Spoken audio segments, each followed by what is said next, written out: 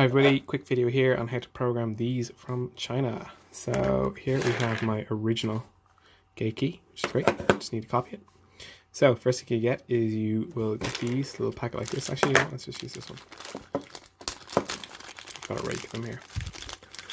So right, straight out of the packet, straight from China. Okay, let's see if it's got a code. So, okay, so on the button, when the little LED, can you see that? Just goes off straight away. That means those buttons aren't coded. That one's coded. That one's not. Okay, so first thing we're going to do on this type, there's 2 or 3 different types of programming with these things, but we've got this one.